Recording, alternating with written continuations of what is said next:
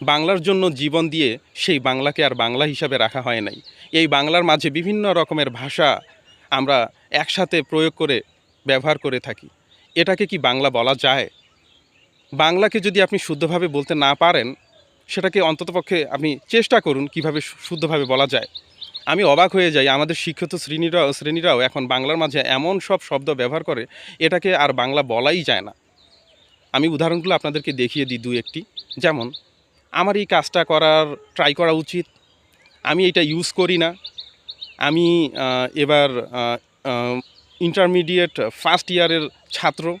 এই যে intermediate, first year, try, এগুলো সবই ইংরেজি এবং সংমিশ্রিত ভাষা। এগুলো এমন করে না বলে কি শুদ্ধভাবে বলা যেত না? আমি ছোটোবেলা থেকেই অবশ্য বাংলাটাকে শুদ্ধভাবে বলার চেষ্টা করি, হয়তো সে কারণে আমার মাঝে ইংরেজি শব্দগুলো খুব বেশি আসে না।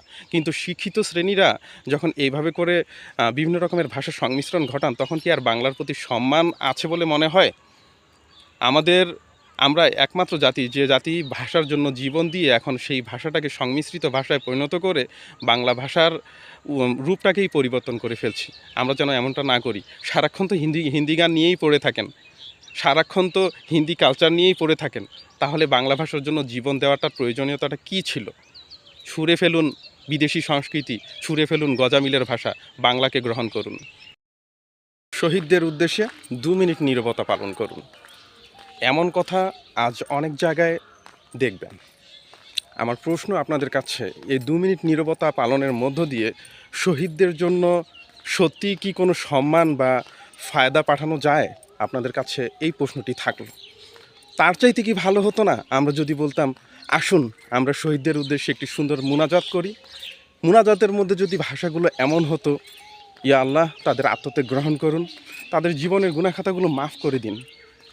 সুন্দর সুন্দর কথাগুলো যেগুলো আমরা বলে থাকি, যার যার ধর্ম বিশ্বাস অনুযায়ী সে প্রার্থনাগুলো করতো, সেটাই কি ভালো হতো না?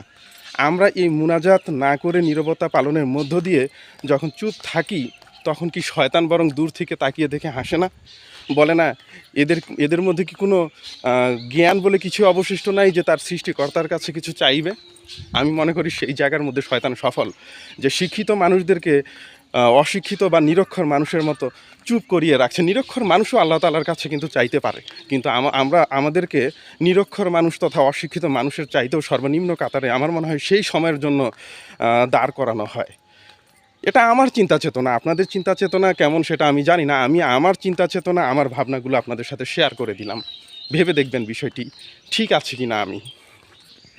আজ 21শে ফেব্রুয়ারি, অনেকেই এই দিনকে নিয়ে আজকে অনেক বেশি মাতামাতি করবে, অনেক বেশি কর্মসূচি পালন করবে, কিন্তু এদের মধ্যেই অনেকেই আছে, আমি জানি আজ বাংলা কয় তারিখ সেটাও বলতে পারবে না।